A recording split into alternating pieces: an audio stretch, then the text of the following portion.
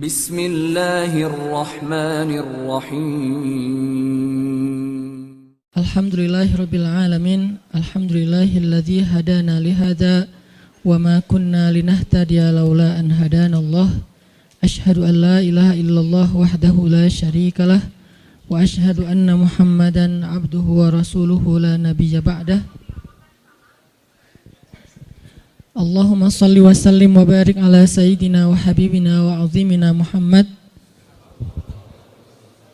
wa ala alihi wa sahbihi wa man tabi'ahu ila yaumil qiyamah. Rabbi syrah li sadri wa yassir li amri wahlul 'uqdatan min lisani yafqahu qawli. Qala Allah ta'ala fil Qur'anil Karim, a'udzu billahi minasy syaithanir rajim. Bismillahirrahmanirrahim. Wa kullan naqussu 'alaika min anba'ir rusuli ma nuthabbitu bihi fuadak wa ja'aka fi hadhil haqqu wa maw'izatun wa dzikra lil mu'minin. Dan semua kisah-kisah Rasul kami ceritakan kepada engkau Muhammad, agar dengan kisah itu kami teguhkan hatimu, dan di dalamnya telah diberikan kepada engkau kebenaran, nasihat, dan juga ada peringatan bagi orang-orang yang beriman. Bismillahirrahmanirrahim. Nahnu naqussu 'alaika ahsanal qasasi bima awhayna ilaika hadzal Qur'an wa in kunta min qablihi laminal ghafilin. Kami menceritakan kepada engkau Muhammad kisah yang paling baik dengan mewahyukan Al-Quran ini kepadamu, dan sesungguhnya sebelum itu engkau termasuk orang-orang yang tidak mengetahui. Shadaqallahul azim. Teman-teman sekalian, alhamdulillah kita bisa kembali bertemu dan bermajelis dalam halaqah ilmu setiap Rabu malam ini. Dan di akhir tahun ini kita memulai satu halaqah baru dalam kajian sharing Rabu malam, yaitu halaqah Darsus Sirah atau mempelajari sirah nabawiyah. Kita coba untuk mendalami kisah-kisah atau cerita dan sejarah dari kehidupan orang yang paling mulia, yang paling agung, yang rasa-rasanya nggak ada yang lebih pantas untuk kita pelajari kehidupannya dan kita kenal sosoknya daripada Muhammad Rasulullah SAW. Sampai targetnya apa? Sampai kita bisa mengenal Nabi lebih daripada kita mengenal keluarga kita. Itu baru kita disebut dengan orang yang mencintai Nabi. Jadi kalau kita bilang mencintai Nabi tapi kita nggak terlalu kenal Nabi, cuman tahu namanya dan tahu sepenggal dua penggal kisah yang nggak terlalu jelas tentang beliau, kayaknya ucapan kita itu belum terbukti. Karena orang yang mengenal seseorang baru disebut mengenal kalau dia tahu betul tentang cerita orang itu. Misalnya kita mengatakan saya kenal fulan, saya sahabatnya fulan, apalagi sampai mengatakan saya mencintai fulan. Kita nggak mungkin mengatakan itu kalau kita nggak kenal orangnya. Kalau sampai kita mengklaim mengenal Nabi tapi kita nggak tahu apa-apa tentang Nabi kecuali secuil kisah, berarti jangan-jangan kita belum jujur. Nah, harusnya seperti apa kita mengenal Nabi? Kalau seandainya kita mau melihatnya dari angle yang benar, harusnya kita mengenal Nabi lebih daripada kita mengenal keluarga kita. Karena ketika Umar bin Khattab datang kepada Nabi dan mengatakan, "Ya Rasulullah, aku mencintaimu lebih daripada apapun selain diriku," maka Nabi mengatakan, "Belum cukup wahai Umar." Lalu Umar meralatnya mengatakan, "Aku mencintaimu lebih daripada diriku sendiri," maka kata Nabi, "Al-an ya Umar, sekarang baru cukup wahai Umar."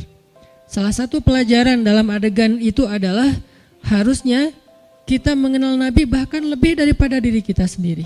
Kita mengenal Nabi lebih daripada keluarga kita. Seperti apa kita mengenal ibu kita, ayah kita, pasangan kita buat yang udah punya pasangan, atau anak-anak kita. Maka kita belajar mengenal Rasulullah SAW lebih daripada mereka semua. Seorang ibu tahu betul karakter anaknya. Seorang ayah tahu betul tentang kebutuhan anak-anaknya. Seorang suami atau istri tahu betul tentang sifat pasangannya. Anak tahu betul apa yang baik untuk orang tuanya, apa yang menyenangkan hati orang tuanya, dan seterusnya. Maka harusnya kita lebih tahu betul tentang Nabi daripada keluarga kita. Ini salah satu goalsnya, sampai kita bisa mengenal Nabi lebih daripada keluarga kita sendiri. Dan ini bukan hanya buat teman-teman di sini, tapi juga buat saya pribadi. Sambil saya menyampaikan, karena ini bukan dari saya hanya menerjemahkan bacaan dan wawasan yang saya dapatkan, baik ketika dulu masih belajar di Al-Azhar maupun sampai sekarang karena jadi murid itu seumur hidup terus belajar ke dalam bahasa yang mungkin mudah-mudahan bisa lebih mudah kita fahami tentang sirah Nabi. Sehingga kita sama-sama nanti satu saat makin lama makin kenal dengan Nabi, makin tahu tentang Nabi sampai bukan hanya yang zahirnya. Karena seperti yang saya pernah sampaikan, sunnah Nabi itu ada 3. Hanya dari 3 ini mungkin 2 sering dibahas, tapi yang ketiganya jarang dibahas. Ada sunnah surah penampilan Nabi. Sebagian dari penampilan Nabi hukumnya wajib diikuti, sebagian yang lain hukumnya sunnah diikuti. Artinya penampilan Nabi itu banyak dibahas tentang jenggotnya, tentang sorbannya, tentang jubahnya, tentang sendalnya, dan seterusnya. Kemudian yang kedua sirah perbuatan Nabi. Kehidupan Nabi secara zahir. Cara tidur Nabi, cara berdiri Nabi, cara jalan Nabi, sikap Nabi, marah Nabi, dan seterusnya. Sirah aktivitas Nabi, termasuk jihadnya Nabi, dakwahnya Nabi, kehidupan pribadi beliau, kehidupan keluarganya, kehidupan masjidnya, kehidupan tetangganya, kehidupan masyarakatnya, dan seterusnya. Sirah itu banyak dibahas dan sekarang pun kita sedang membahas itu. Tapi ada satu hal yang jarang dibahas, sarirahnya Nabi. Jadi ada surah, ada sirah, ada sarirah, perasaan Nabi. Apa yang membuat Nabi bahagia, apa yang membuat Nabi sedih, apa yang membuat Nabi berkenan, apa yang membuat Nabi gak suka, apa yang membuat Nabi sakit hati, apa yang membuat Nabi berkesan di dalam hatinya, gimana Nabi memaafkan kesalahan orang lain, apa yang membuat Nabi malu, apa yang membuat Nabi marah. Semua itu masuk dalam kategori sarirah. Gimana Nabi orangnya sangat menjaga perasaan sehingga paling gak suka menyinggung orang lain atau memberatkan orang lain, membebankan orang lain. Itu namanya sarirah. Kita sampai kalau bisa mengenal sarirahnya Nabi, bukan hanya surah dan sirah, tapi sampai sarirah. Karena kalau kita gak belajar sarirah Nabi, kita hanya belajar kulitnya, yaitu yang tampak saja.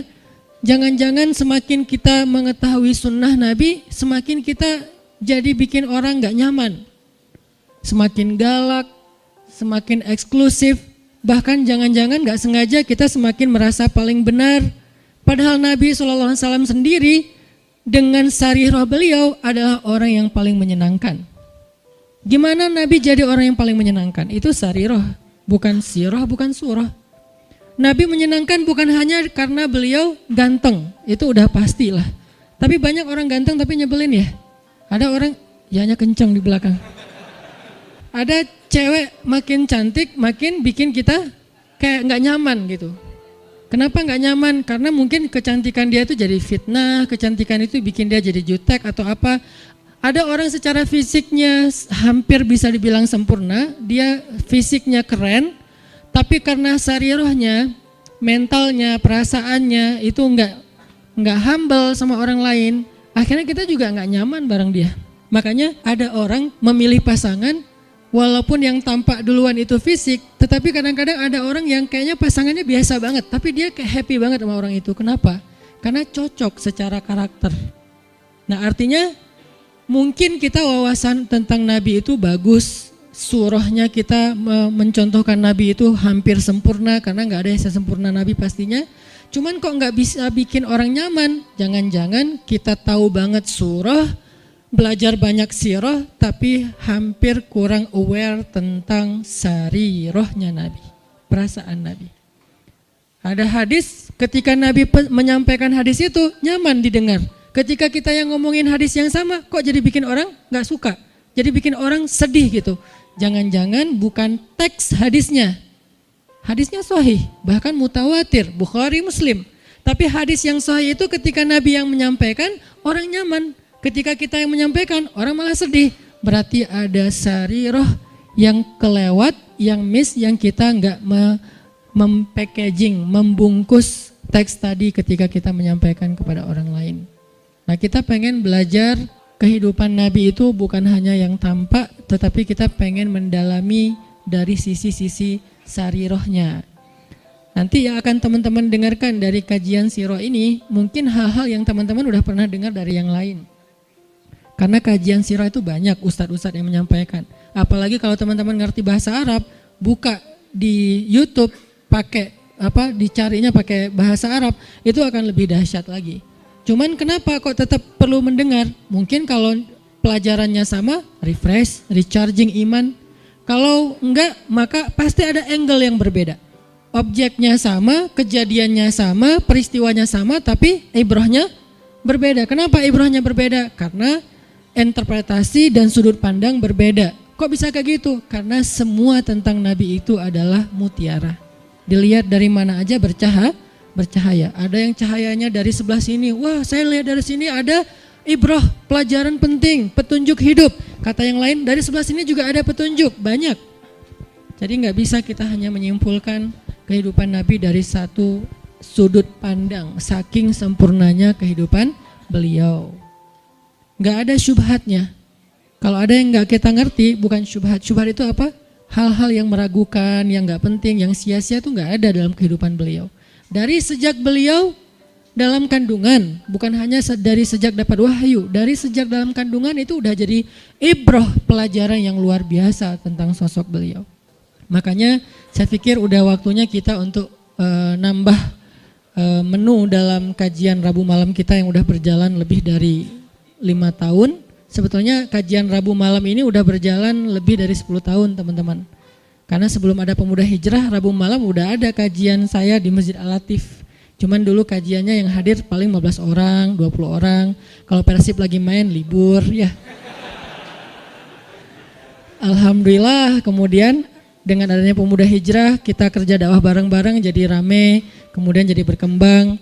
Artinya dulu tuh kajian kita tuh udah sempat masuk ke level apa, kemudian kita coba lightkan lagi supaya semua orang bisa nyaman dengan bahasa-bahasa taklim.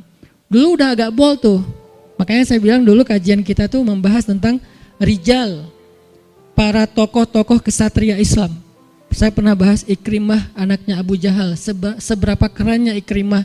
Saya bahas juga tentang kisahnya Imam Hasan Al-Basri, Ibnul Musayyib, Umar bin Abdul Aziz, sampai yang terakhir sebelum datangnya Pemuda Hijrah kita membahas Nuruddin Zinki. Dulu tuh udah sampai ke pembahasan rijal, tokoh-tokoh Islam. Tapi karena kebutuhan dakwah dengan segmen yang lebih luas, kita pakai menu yang lebih light lagi. Sekarang cengeknya dikurangin, ya. Jadi light, jadi semua orang bisa makan, anak kecil juga bisa makan nasi gorengnya. Tapi itu udah berjalan 5 tahun. Sekarang saatnya pakai tambahan cengek, lebih lada dikit. Supaya apa? Supaya lebih nikmat, supaya lebih kerasa. Nah ini kita tambahin dengan sirah. Saya pikir semua teman-teman yang hadir di sini adalah orang-orang yang udah lama ngaji, udah rajin ngaji, udah ngejar taklim. Yuk belajar sirah sama-sama sampai kita mengenal sosok Nabi seperti kita mengenal keluarga kita.